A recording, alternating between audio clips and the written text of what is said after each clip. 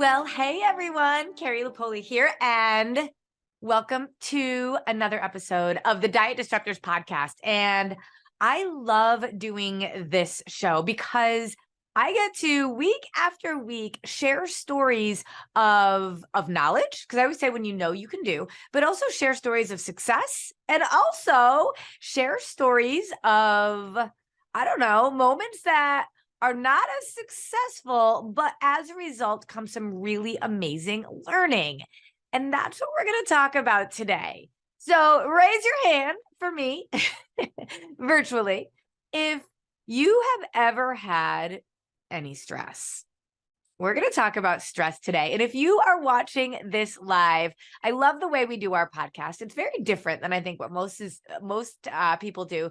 We live stream our podcast with a video in our Diet Disruptors Squad, which is our free Facebook group that anybody can come in and join. We also stream it live in our Facebook page, in our YouTube channel. Just look for Disruptive Nutrition. But then we also bring it into our podcast so that you can listen to this. And what we try to do is make sure anything that we show on the screen, we also provide for you in the show notes.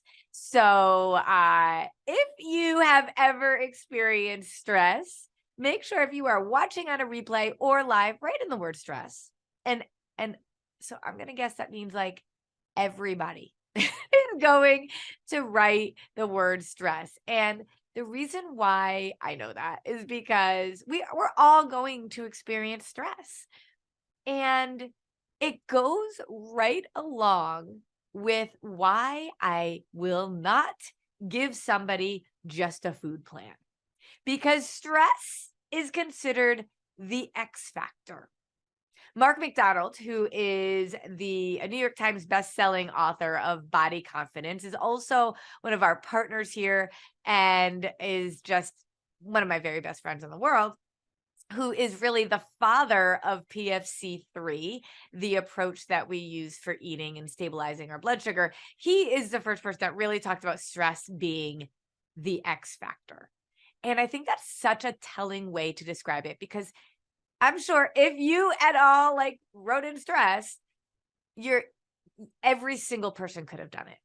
And stress becomes such a thing, like a buzzword, like it's just feels like it's inevitable and there's nothing we can do about it.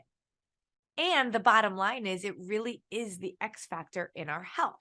So let me take a step back first, and then I'm going to explain.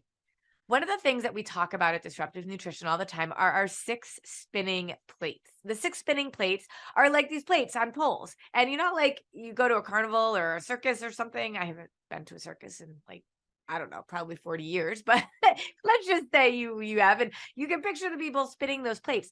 Well, it's really interesting because as soon as one plate stops spinning, or doesn't stop spinning, but slows down, if that person notices that the plate isn't spinning, they're going to be able to kind of take their eye off another one for a little bit and get that one moving again.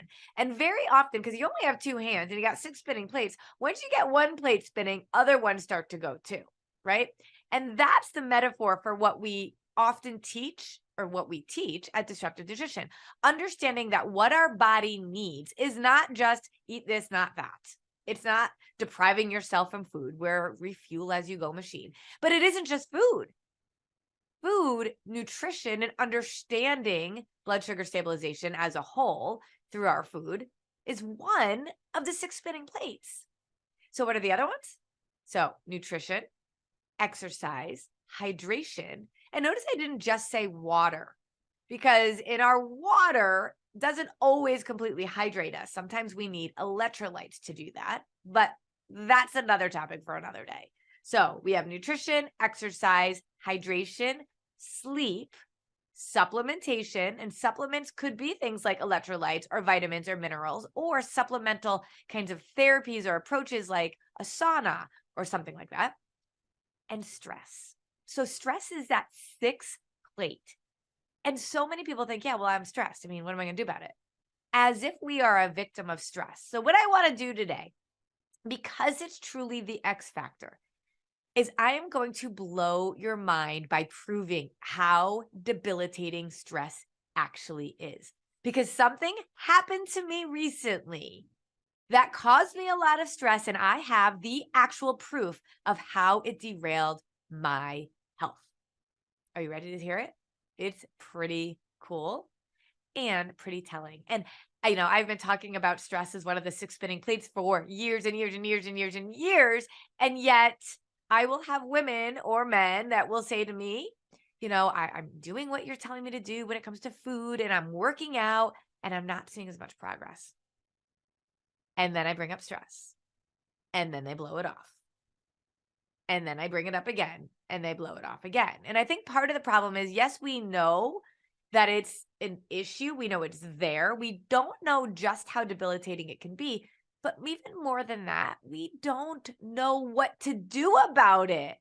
And so that's what we're going to talk about today. We're going to talk about what stress is, how it really truly is the X factor when it comes to all things nutrition, and it will absolutely prove to you why I will not just give you a meal plan and send you on your way, because I will do you a grave disservice. It's what all the diets do. Eat this, don't do that, this many calories, as if that's the magic formula, but that has nothing to do with the six spinning plates. And then, of course, mindset, our thoughts and our beliefs dictate our actions, and making sure that we have a lifestyle and systems and able to manage time to be able to do the things that we say we want to do with our lives and with our bodies. Okay, all of that has to come into play. But when it comes to stress, I'm going to show you exactly what I mean. And then we're going to talk about what you can do about it. So we got lots going on in this episode, and I'm really excited about it. So let's first talk about what stress is. Now, there's two kinds of stress. So if you're watching me live or on the replay, I want you to put in the number 2. And it's important to me because I actually, myself and my team, we have team Lindsay and Stephanie and Allie that are working all the time, looking at comments and responding, as I am as well. So put down the number 2, because we will check it. And this is a really great indication for us to know if you're paying attention. A little check for understanding. So 2 types of stress. We have acute stress, and then there's chronic stress. And gosh, in some ways they're unavoidable. We have to recognize that stress is going to be in our lives.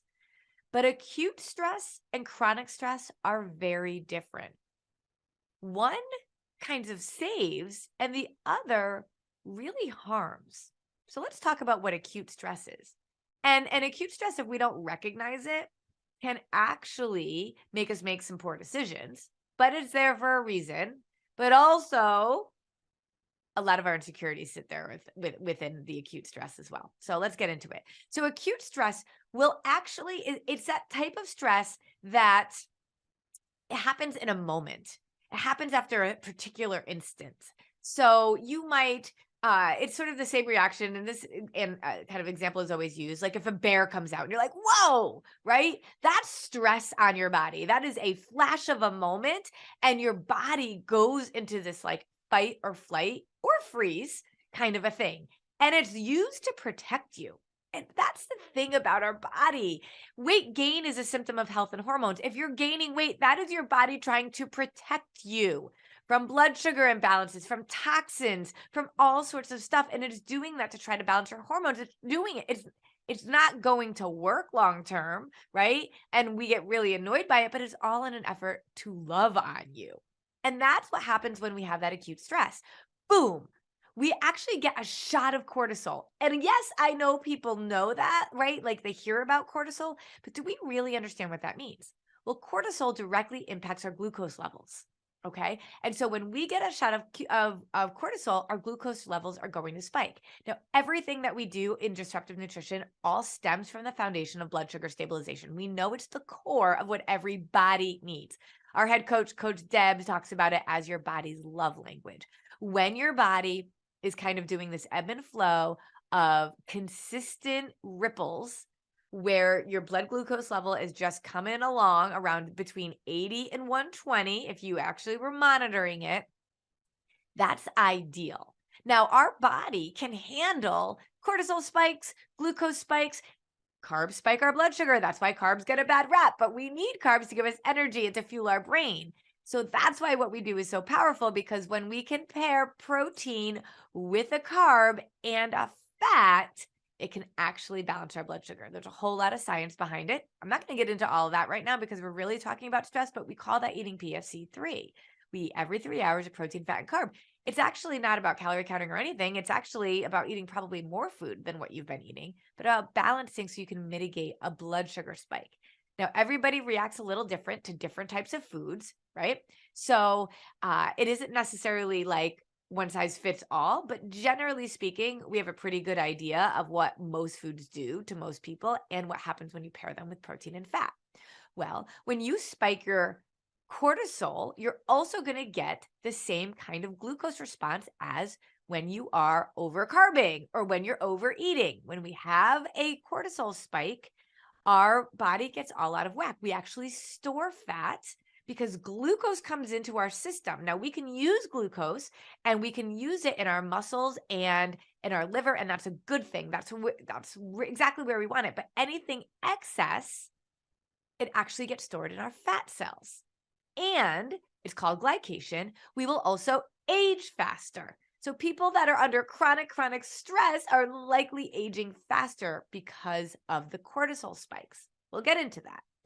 But glycation through food or through chronic stress or through a variety of other things, that causes us to age faster. It causes us to put ourselves at risk for every metabolic disease. And that's the cause of weight gain, not that you're eating too much.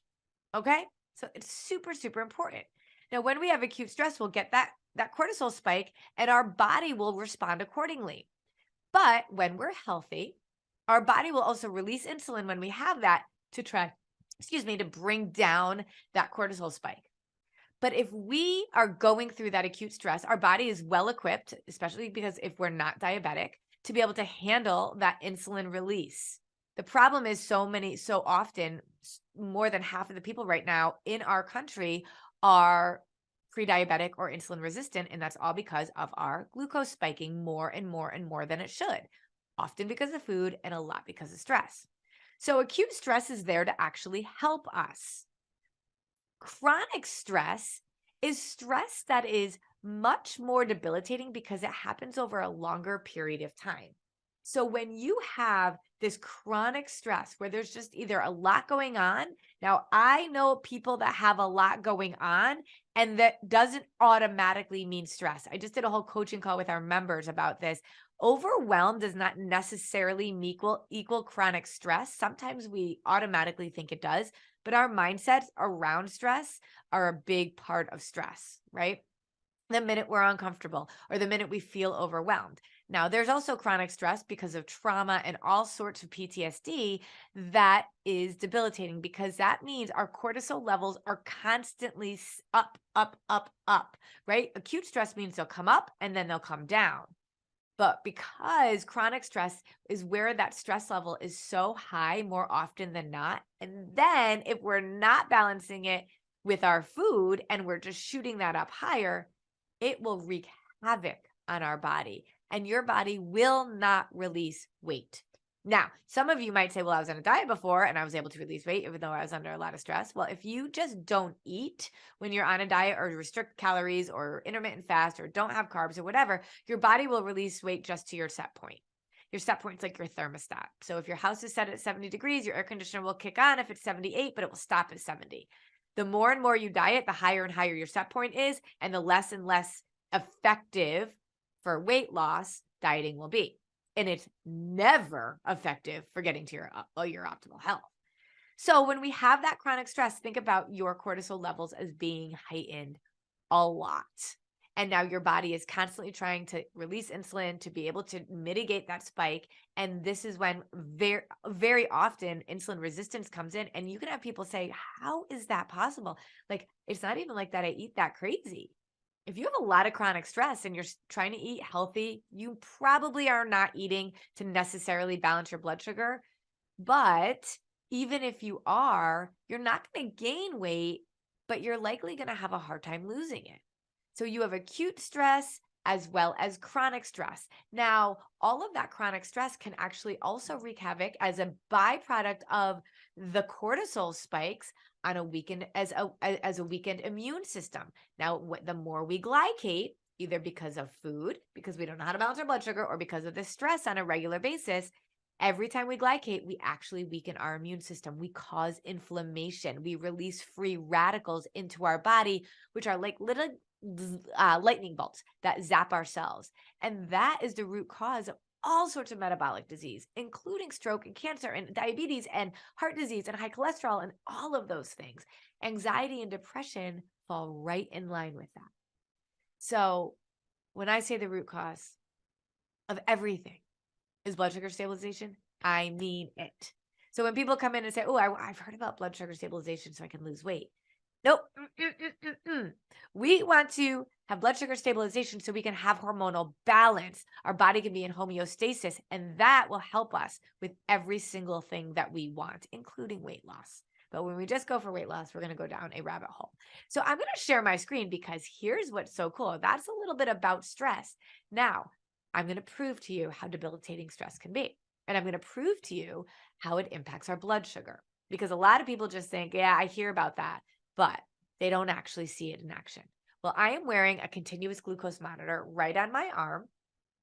And it allows me to be able to track my glucose levels in real time. I don't do this all the time because as somebody that had disordered eating for a very long time, I have done lots of different continuous glucose monitors, and some more successfully than others. Some made me really obsess a little bit about food, and that was really problematic for me.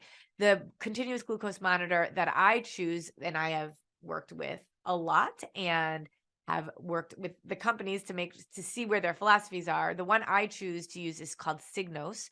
But we have I've been able to meet with the CEO and understand their philosophy around optimal health. And what I love about this continuous glucose monitor is I don't have to scan my phone to be able to get the data. It's continuously going. So there was a Saturday very recently where I was under a tremendous amount of stress.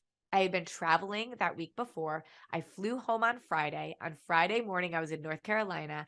And then that evening was prom. My junior daughter was at prom, as well as our exchange student who's a junior. And they wanted to have pre-prom pictures at our house. We had 250 plus people at our house. I landed at about noon in New York City, had to get my butt up to Connecticut, and I was home with traffic and all of that just before I had literally our street closed down because there were so many people. But that really wasn't what stressed me out. That was kind of exciting for me, but there was a little stress around getting there on time. And I could feel it. It was so interesting. I could feel it in my chest. I could feel unsettled. But when I actually every single morning, I do my morning time, I do an evening routine. This is a lot of what we talk about with a healthy lifestyle is being reflective and self-aware. And I just kept asking myself, why am I feeling so much anxiety and stress right now? And we're going through a lot right now in our own home. We're moving and we're building a house, and I'm running 2 businesses, and there's just a lot happening. My daughter is graduating high school and going to college.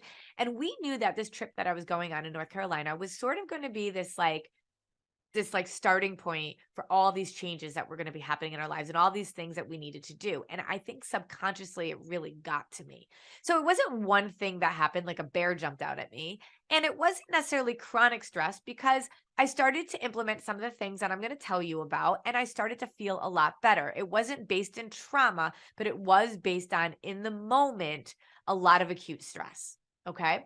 So I'm going to actually share my screen, and I'm going to show you a screenshot from that Saturday after the prom pictures, because it was telling. I could not relax all day.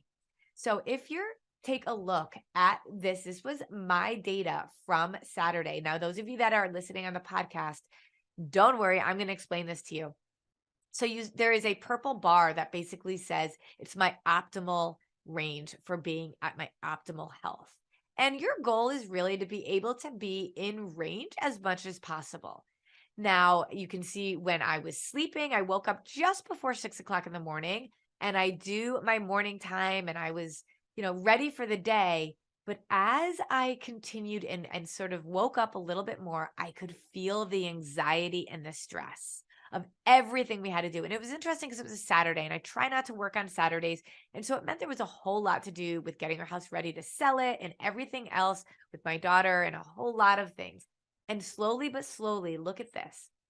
I literally kept going in the red all day long. My food, and I just either took pictures or wrote a note of the food that I had, was completely PFC balanced and clean because I knew I was having these stress spikes. I had it in real time telling me I knew that if I stress ate, I was going to spike way higher. Now, these spikes aren't they're not debilitating by any stretch of the imagination, but on average, I am able to stay within the purple about 80 to 90% of my day. And so to see that basically all day I was in the red, even though I was eating on point. And at 3 o'clock, I finally was like, I got to get my butt moving because we know one way to mitigate a blood sugar spike is to move, even just going for a walk. Well, I went on a Peloton Tabata ride and I went for 20 minutes and I rode hard. And I mean, look what happened after it. I leveled out a little bit and then there was some stressful stuff that happened and boom, it just went up again. And this is telling me right here, I was eating on point. I exercised. I drank my water. I did all of those things. And yet I couldn't mitigate that spike throughout the day. And so for those people that feel like either they're not making progress fast enough or I just can't lose this weight and you got to make sure your plates are spinning. The X factor is stress because now I could feel it in my chest, but I will tell you very often, you're not necessarily going to always know it's there, right? And so we have to be aware that it is potentially very, very real. But when you know you're stressed and you know that this is happening, like for me, I feel it right in my chest. I have to take a deep breath. And that definitely feels better. But that physical reaction, I don't need a glucose monitor to tell me what's happening right now. I know my cortisol is spiked. So in the old days, when I was the unhealthy, unbalanced Carrie, I would have used that as an absolute excuse to binge eat, to stress eat. But now that I know so much more about my body and knowing that this is I'm already heightened, any food I'm eating is going to heighten more, but I couldn't not eat food. I had to keep my body fueled. If I just chose not to eat because I was stressed or because I was trying to bring down my blood sugar, that would cause more damage. The nutrients, the fat, the protein, the carbs are all needed to keep my brain functioning, right? If you've ever not eaten and you get hangry, you're not going to function well. That's going to cause more stress. So it's really important to see how incredible this is and how if I just gave you a food plan and told you how to eat PFC and didn't show you all the spinning plates and how to mitigate stress, as well as to deal with your mindsets, which is often very much contributing to the stress, as well as how to live a lifestyle that is going to keep you from stressing as much as it might normally, to be able to handle when life throws chaos at you. If I just gave you a meal plan and didn't show you the rest of that, you would say disruptive nutrition doesn't work and go look for something else. And that's what keeps me up at night. You would say PFC3 doesn't work. I try it and I'm not able to do it. Well, that's why you're not ever going to see, here is a one pager on how to eat PFC3. If I can't do it right with you, I don't want to do it. But that's why this podcast is so important, because I know everybody's not going to be able to work with us. I can't even work with everybody. I have a cap. We can't bring in any more than 15 to 20 people a month, and we talk to over 200 a month. So we got to be able to give you strategies. I can't be like, oh, sorry, we can't help you. I want to teach you, I want to educate you, and I want to empower you. So if we can't work with you, you still have the tools to be able to be successful. So let's talk about some stress strategies that can slay your body's X factor, right? So one of the first ones is exactly what I've been talking about, eating PFC3. That is what I did when I saw that. I knew I had to stay on point. I knew that that was not the time for what I call an appreciation meal. I love a good appreciation meal when I go out for dinner, eat anything I want, and so truly appreciate it. My blood sugar is going to spike. It totally will, but it's completely worth it because A, my body is strong and healthy and it can totally handle that. But B, my body isn't tired from trying to constantly balance its blood sugar on its own. But eating PFC3, a protein, fat, and carb every 3 hours, and trying to keep the food as clean as possible without processed, but more whole foods and lighter, dense carbs like fruit. A lot of people on keto are like, fruit? Oh my gosh, yes, you can have fruits. And when you have that with protein, it's just so nourishing. Lots of vegetables. It's amazing what that can do to you. And I mean, when you have low blood sugar, right? You know how cranky you are. It's the same kind of thing. You don't want to get that low blood sugar. You're going to have that cortisol spike, but the answer is not to not eat. Now, if you're focused on understanding who you are and your own self-awareness, remember, I was talking about like that feeling in my chest. That's another piece of this. So self-awareness is a huge piece of managing your stress. When you understand more about your personality, about your triggers, about the things that set you off, then you absolutely can manage that. We do a ton of that work with our clients in disruptive nutrition, but you can be starting with some reflective journaling. You can start, and we don't do a lot of journaling because we have a lot of other tools, but that's a great task for you to do if you're working on this on your own. Affirmations. That's really huge because when you affirm something that you want to be true, it's actually like your brain filters that information out and says, oh, that's what we're doing now? Oh, okay. And there's actually a reaction in your brain to start focusing on that more. Okay. So self-aware. Also, when you're really struggling with something, you can become that really self-aware and say, okay, what's triggering me? Why am I so stressed right now? Those things really matter. Okay. Identifying the source of your stress. So this is number 3. So first is PFC. Second is that level of self-awareness. 3 is identifying the source. I write this down on my planner pad all the time. Every morning I have our disruptive nutrition planner pad, and I wrote down, and I did this for a few days, especially when I had this high level of stress. What exactly is causing me the anxiety? And if you can take like an onion, you know how you peel an onion and you just get peeling back the layers and say, I'm stressed about work. Okay, what about work? Well, I'm stressed that my boss is going to be in and I don't think he likes me. Why do you think he doesn't like you? Right? You can have this inner kind of conversation with yourself. So really get to the root cause, because then you realize, oh, this is actually what it is. And then you could release some of it from the other places. Practice relaxation techniques. That's the 4th one. Now, I love yoga, and I started to do that more and more. And I mean, honestly, like a regular yoga practice is huge. Now, this week that led up to my Saturday, I was traveling. I did not work out. I worked out Monday. My exchange student on Tuesday had an accident and I had to go into urgent care on Tuesday. So I didn't work out. And of course, that was stressful. And then I was traveling Wednesday, Thursday, Friday, and was not moving my body.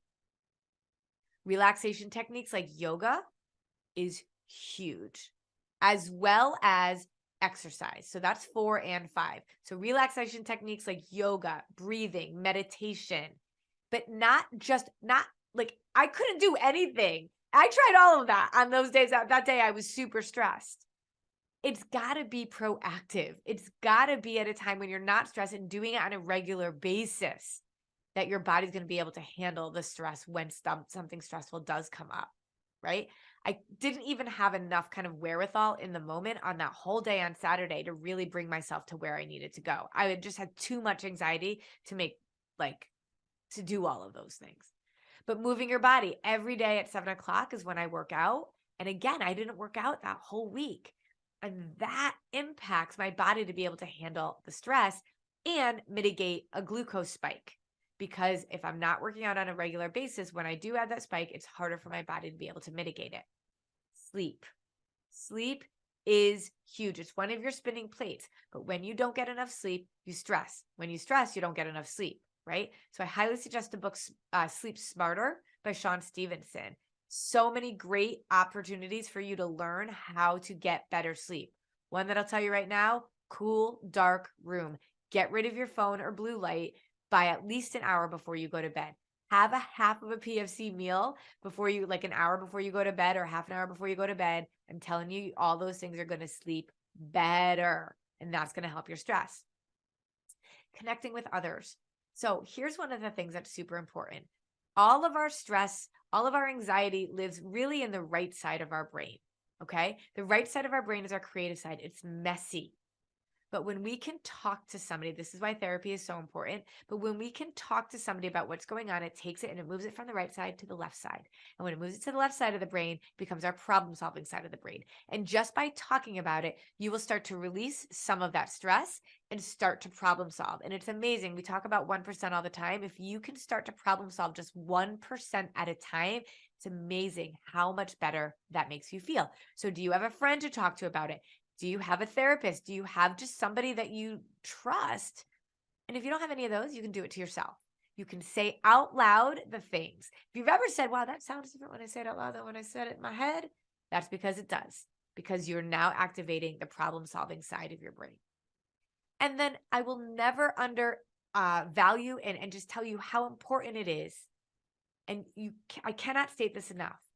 Seeking help, professional medical professionals around stress, anxiety, therapy, counseling, life coaching. As a certified life coach, it's one of the big things that I want to make sure that I get into when we're talking to clients. Seek that professional help. And that's one of the things with disruptive nutrition that I know has been so helpful for so many women, that we can kind of get into all of these things and be able to work on this. So even if you're not working with us, getting that professional type of support or therapy is an important way to be able to mitigate that stress, because it isn't just inconvenient, but that stress will often lead to fear, will keep you from doing the things in life that you were meant to do. We were all here on this earth for a purpose. It wasn't to find the right diet, and it wasn't to stress about things that we don't have control on. It was to live a life of purpose that is uniquely yours to live. And so stress truly is the X factor on holding us back in our health and in our life. So I'm hoping that today you understand a little bit more about what stress is, acute and chronic stress, and my proof that it actually will derail your goals, whether you're trying to lose weight or get healthy, whether you're trying to die younger later like I am, where you want to slow down the age train, whether you're trying to avoid metabolic disease like diabetes and stroke, whether you're trying to keep your body healthy and strong because you eat clean. But if you have that stress, those free radicals are coming in your body anyway, because of the cortisol spike and the glucose levels that are rising. Every time we glycate, it's doing all sorts of damage and wreaking havoc. So it's important to work on stress, but don't stress out about working on stress, because that's just going to cause more stress. 1% at a time, recognizing that any of these things that we just talked about, learning how to eat PFC, focusing on yourself and getting more self-aware, identifying the source or the triggers of your stress, relaxation techniques, moving your body. Strength training is one of the best things we can do. Getting enough sleep, connecting with others, moving it from the right brain to the left brain, and seeking professional help. All of those things matter. I want to know, what is one thing you're going to do today to mitigate that level of stress? So even though you might have a lot of it, that acute stress can cause chronic stress, and it can lead to chronic stress, and that is going to be the X factor for you. So what are you going to do today to be able to just 1% make progress towards alleviating some of that stress? I want to hear about this. I hope that this has been helpful for you. I want to hear your takeaways. Thanks.